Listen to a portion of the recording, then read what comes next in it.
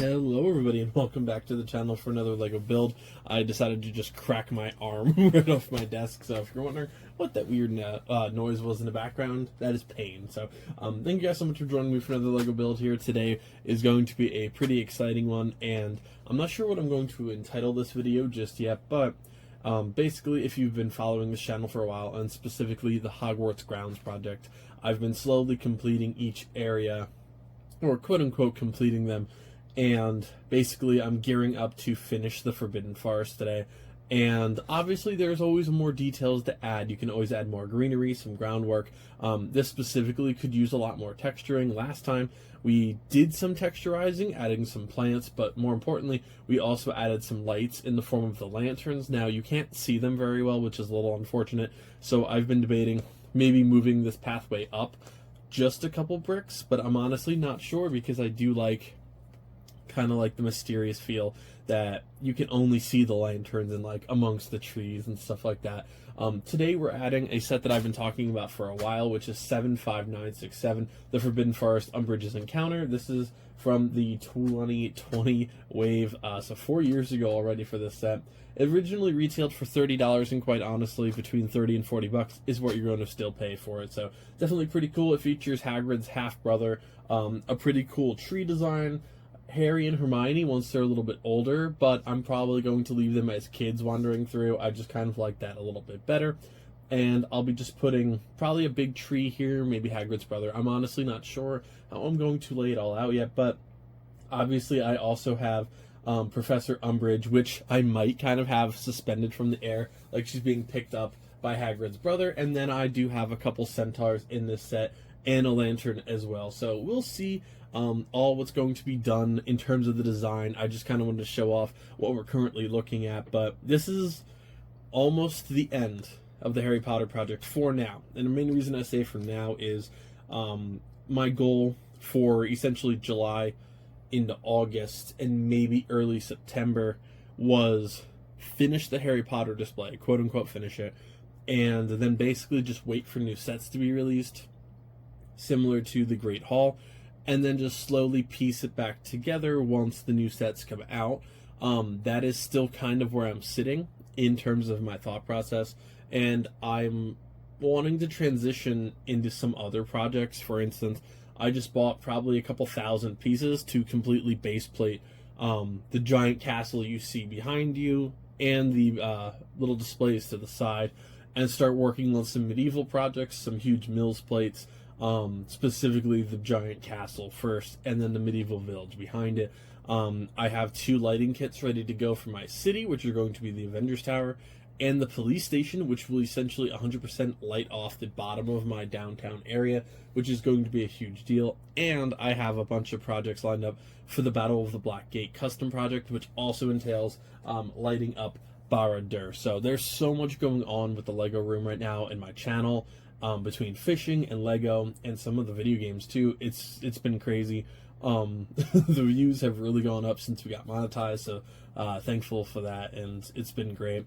And you know, now that that's happening, there's a lot going on with the channel. There's a lot to keep up with. I spent hours, quite literally hours, just answering comments between Instagram and YouTube, and that's great, don't get me wrong. It is incredibly exciting, and that's the whole reason you do this, is, you know, you get to talk to everyday creators and people who are interested in what you're building, and that's the great point. But it's like, wow, this is taking up a lot more time than it was. So trying to balance everything out takes a lot of time, and I'm just coming back from vacation. I took 2 weeks off of my regular job to just go on a small family vacation for about 4 to 5 days, and then probably do a couple day trips here soon. Try and get a lot of fishing in as well. And obviously, yeah, I'm recording fishing videos and LEGO videos while on vacation, but it's what I want to be doing. So I'm very excited to be able to do all this stuff, and thank you guys so much for all the support. But it is a lot to try and plan all of these projects. So Harry Potter is just kind of the first one that I want finished right now. And this is pretty much the end of the road for the minute. I want to Mills plate the Quidditch pitch and add more to the Quidditch pitch. That is something I definitely want to do, but I don't know if it's going to get done this round. It might wait. It honestly might wait, because the Quidditch pitch is kind of at a spot where I'm happy where it is, and Obviously, I could add more, but I think my final video for the Harry Potter theme is going to be texturizing the water, like tiling it all off and making it shiny and making it pretty. Adding some minifigures. I actually just bought a couple more minifigures to add to the Quidditch pitch and the Triwizard Tournament, like the little Black Lake stand. I got Mad-Eye Moody and Albus Dumbledore for that. Had to pick out Dumbledore's right outfit, of course. And what I'm debating and what I really, really want to do, but I don't know how in-depth I want to go, is lighting up the entirety of the Harry Potter display. I love little lanterns. I love the Great Hall. It looks great, pun intended. But lighting up temporary sets is tough because they're temporary. I don't want to spend $200 to $300 lighting up in a Hogwarts display that in 1 to 2 years' time is incomplete, because you're adding more sets and then you have to rebuy the lighting kits, and lighting a Lego world is expensive. It is unbelievable how expensive some of the lights are. These 3 lanterns were $10. That's nice. I can move those. It is what it is. It's fine. A lighting kit for the city, the Avengers Tower, is $100 to $200 just for the light kit. So I am trying to balance out a lot of like custom lighting details and trying to make things work. And I want to add lights to the Flying Angela because I think that would be pretty cool. And I think that would look great. But I'm trying to mix everything in where it's more detail focused rather than here's the biggest lighting kit for each set. And then I get to essentially just have that. Like, yeah, I can reuse the lights, but maybe they're really specific for that set. You never know. So I'm not sure about lighting up the Harry Potter castle just yet, other than the new pieces and small custom projects like this. I'm honestly not sure. I want to add lights to Hagrid's hut because that is new, and I will definitely be adding lights to that in the next Harry Potter update that I do. That one might take a little bit just because I've bought resources for everything else I mentioned, and I've kind of left Harry Potter alone just because I wanted this. I have the minifigures, and I have enough lights to do like Hagrid's hut and maybe a couple others. And the tile pieces, of course. I have like 200 little tile pieces somewhere for that. And that's going to be maybe it for the minute. I'll still do some Harry Potter projects on the side, but this past month, 2 months essentially of Harry Potter was to get this project finished, get it to a point where, oh, I see a minifigure at a Bricks and Minifigures convention or something like that. Oh, I can buy this minifigure. I can buy this minifigure. Oh, in a month from now, I'll do a minifigure update. That is where I want to get to with a lot of these displays. I'm starting to get there with the city. I'm, ordering minifigures for specific stories and doing specific updates and custom lighting, and I love it. And I love that I can get to the point where I can do small stories for big projects while focusing on massive projects somewhere else. And, when you have something like the city, you have something like the Lion Knight's castle and a giant mini kingdom behind it. And God forbid the Battle of the Black Gate. We have the Battle of Geonosis that I started about a month ago, and I kind of just did the first video on to get it started, and then haven't touched it since. I have the second layer of the city going on. I have the Disney display I'm working on. I just started all of these minifigure projects, so it is insane in the Lego room. We have so much to do and so many more projects to get started, and I'm so excited for that. And it's exciting and sad to be like, yeah, Harry Potter's going to take a back seat for a while, but that was the whole point of this project. You start it to finish it. And we're about to get to the point where Harry Potter is done for a minute, and we'll just do updates as new sets come out, or maybe I have an inspiration to tile something else off and maybe switch some colors around, or maybe I'll do the Quidditch pitch next. So just all of that taken in mind. Obviously there's so much more Lego content to come. I'm still a month ahead on Lego videos, and I've been gone from my office for a week. So it is very cool to say I'm that far ahead and I'm planning that much more. So thank you guys so much for joining me for another Lego build. As always, I'm sorry if I rambled on quite a bit. I just kind of wanted to talk about the future of my Harry Potter display, and obviously it's not going anywhere. It's still going to be a huge focal point of my channel, my Instagram, my office, and my life. It's still going to be there. It's still one of the things I'm most proud of in this room. It's just gonna not get the updates that everything else is. So thank you guys so much for joining me. Like, comment, subscribe if you can. It helps the channel out a lot. And follow me on Instagram too. It's great. I can talk about projects like this and start some storytelling and get a lot of ideas from you and help some people with their ideas and all of that good stuff. It's a great community, and I love you guys. So thank you all so much for joining me, and I'll see you at the end of the build, folks. Alright, everybody, so here's the final build. I decided, obviously, to add everything in to the Forbidden Forest rather than just review the set as a whole, because it's pretty easy just to be able to point out the things that are in it. I did skip, like I said, Harry and Hermione from the Order of the Phoenix just because I have them as kids kind of walking through, and I wanted that to be the main scene, with Draco kind of looking on in the background. I added a couple centaurs. Obviously, you have Hagrid's half-brother, and I kind of have her hanging upside down by the little bike rack. Not the bike rack, the little bike handlebar and the bell. Originally, it kind of hides in his tree, but I figured, you know what? We can get a double little Easter egg there and have him actually picking up Umbridge by the little bike handle. So I did decide to not give her a wand. I gave her a lantern instead. Obviously, it is a different color than the other three. I had 3 orange lights, not 4. So I had orange lights for these and yellow for her. It just is what it is for now. In the future, I do want to light up the Ford Angela. I just don't have any more even yellow lights for it. This was kind of everything. With all the custom work I've been doing recently, I'm really running low on spare pieces, spare lights, all of it. I'm running really low on a lot of spare stuff right now. Draco's going to be a little bit harder to see in the background, but I just kind of have him skulking. Like in most scenes. I added the little baby Thestral that I honestly knocked down like 4 videos ago, and just picked up now, because, you got to kick it under the desk once in a while.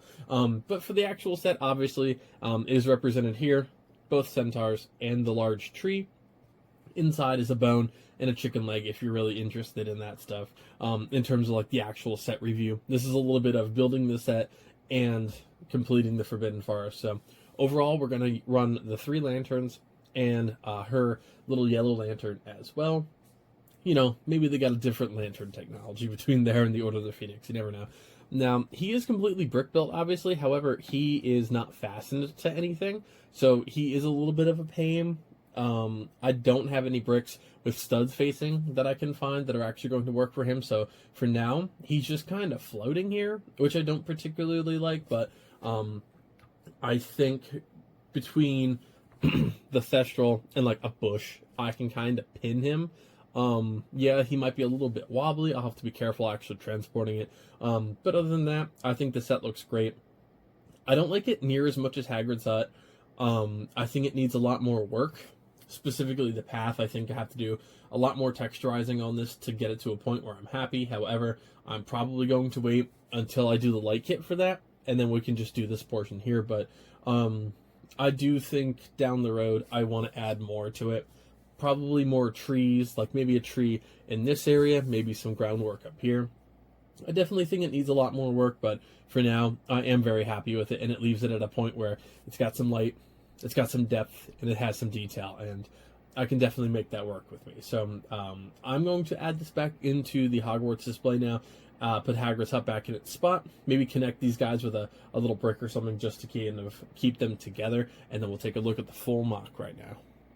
Alright, so I turned off the overhead light for the actual room. It is daytime in here, however, not a lot of daylight actually, or daylight, not a lot of sunlight actually hits this portion. You can see the Great Hall completely lit up, the brand new Quidditch pitch off to the side, and all of the other mass amounts of minifigures and projects and stuff that have gone into this. I've also added the flying carriage with the Thestrals and the Beauxbatons carriage as well.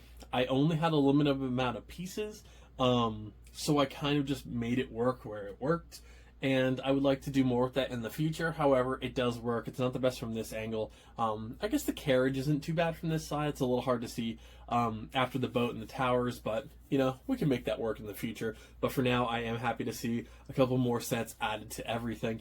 Obviously, on the side, you can see the brand new little Forbidden Forest setup, and it looks pretty cool. Even from my desk, looking obviously up pretty far at it, I can get a little bit of everything. Now I'm going to turn off the tripod really quick, and we can take a quick look at what everything's going to look like with just the lights of the Lego City, and obviously a little bit of that sunlight from the background. But again, not too much up there. It is a little bit hard for me to see from ground level the little scenes going on in the Forbidden Forest. I can see a little bit of the lanterns and a little bit of that glow. However, I am glad that I added something to Umbridge's little attack there. I think that's pretty cool that you can see just like the lantern, and kind of what I wanted when I did the Forbidden Forest. I wanted it to be dark. I wanted just lanterns, maybe the car lights, and that's it. I wanted it to feel, dark and scary, and I think it still does accomplish that for the most part, with those little 3 lanterns, plus Umbridge obviously hanging from the sky, but I think that looks pretty cool. Again, I do want to add lights at least to Hagrid's hut, and maybe the boathouse. Just do some small lighting in the actual boathouse itself. I'm thinking maybe the torches out front could be something pretty cool that I could work on. Might have to switch up the fire just a little bit, but I am preparing to at least light some of it up. Again, you can obviously see there's a pretty big gap there for what is and isn't lit up for the little castle, but it's just hard to do. It's tough to do custom work with, let alone custom work that's going to be gone soon. So what I might do is order just like $50 worth of parts from Light My Bricks or something, and just do a whole bunch of custom work throughout the castle. Just get it to a point where it's lit up and looks good, and then just dismantle it piece by piece.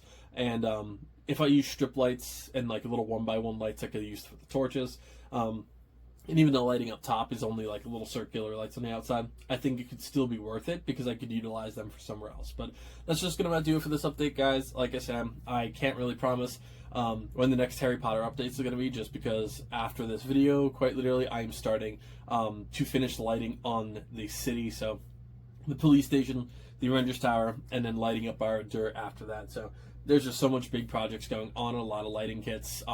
Maybe at the end of that, I can light everything up here and get it to a point where I'm really happy with, or it could come out a couple days after this. God only knows how much effort and ambition I really have to order all these pieces, but I think it's pretty cool. The only piece I'm not probably lighting up right now, aside from like the Quidditch pitch, is going to be the ship. I don't really need to light it up, in my opinion. They make a light kit for it, but it's not really my thing. I could see more of like the Triwizard Tower, and like the boathouse, and maybe even the owlery and stuff like that that's off to the side. You can actually see it all the way up top. I completely moved it so it's its own separate little tower just to make room for more Quidditch. But that's going to do it for this video, guys. Thanks again so much for all of this support. Project has been awesome, and obviously, yes, it is far from done. We're going to be back before you know it and updating more Harry Potter stuff, but I am excited to move on to finishing up the city for the lighting kits and stuff like that. So thank you guys so much for all the support. Like, comment, subscribe if you can. Share the video. It helps the channel out a lot, and I'll see you next time. Happy building, everybody.